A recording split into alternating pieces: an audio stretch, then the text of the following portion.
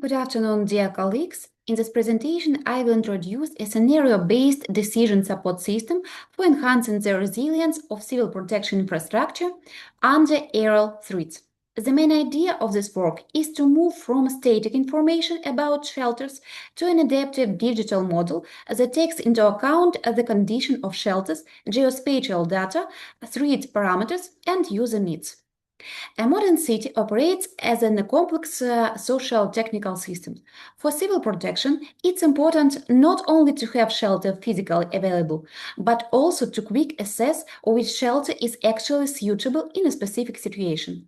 The nearest shelter may be overcrowded, inaccessible, or less safe depending on the type of streets.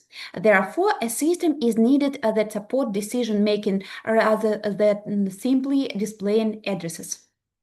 Existing information solutions are often mainly reference-based. They help identify the location of shelter, but they do not always consider its current condition, route accessibility, occupancy, street type, or secondary damage factors. In this work, we propose an adaptive approach. Shelters are evaluated using several criteria, and the importance of these criteria is adjusted according to the threat scenario. The aim of the study is to develop and justify the scenario-based decision support system for assessing the safety and accessibility of shelters. The main contribution of the work includes four elements: a three-level system architecture, a multi-criteria model for assessing shelter suitability, a mechanism for scenario-based adjustment of weighting coefficients, and an algorithm for generating recommendations both for the public and for the civil protection authorities.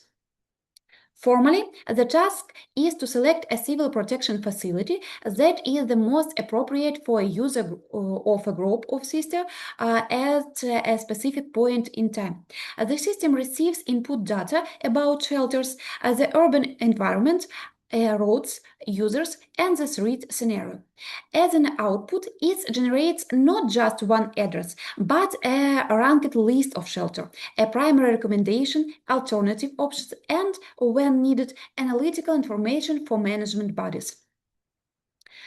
This slide shows the general architecture of the proposed system. It consists of three levels. The first level collects data from the shelter databases, geoinformation services, sensor networks, alert systems, and mobile user devices. The second level performs data validation, normalization, scenario modeling, and multi-criteria assessment.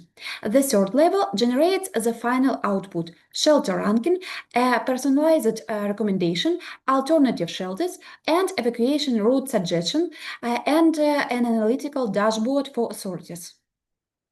In the proposed model, shelter suitability is determined using a generalized indicator calculated as a weighted sum of local criteria. These criteria include technical condition, capacity, distance to the users, evacuation time, road accessibility, suitability for people with limited mobility, and the risk of secondary damage.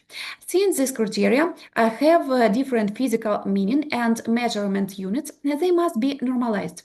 Weighting coefficients shows the relative importance for each criterion in the specific situation. An important part of the model is scenario-based weight adjustment.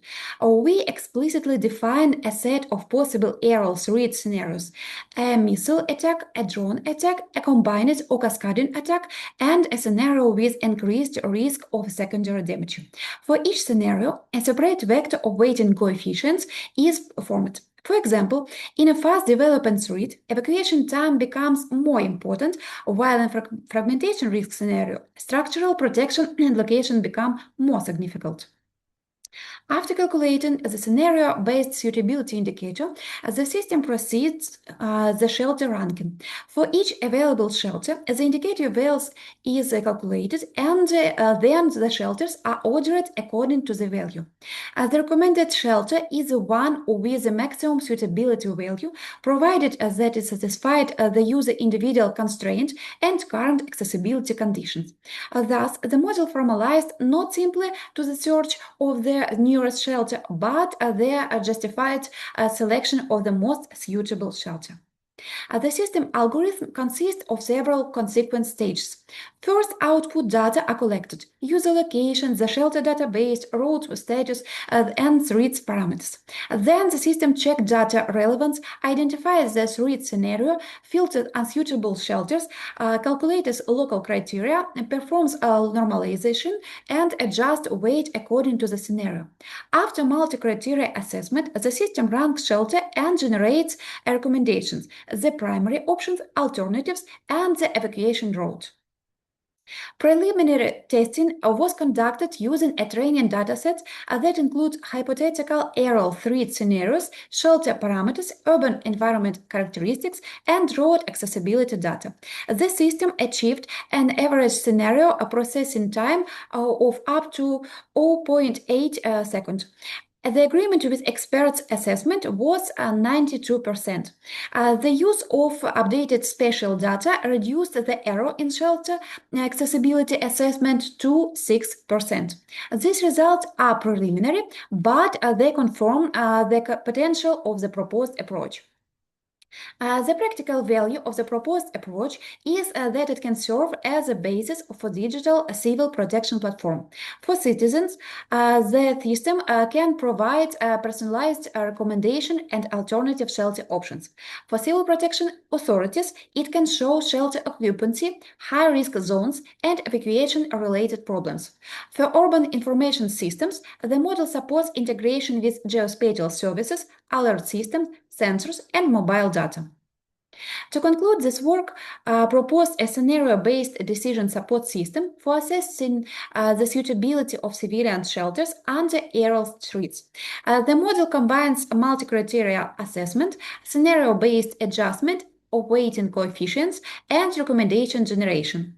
Further research should focus on validation using real geospatial data, expanding to the sets of scenarios, refining weighting coefficients, and applying machine learning to forecast threat dynamics and generate risk profiles for urban areas.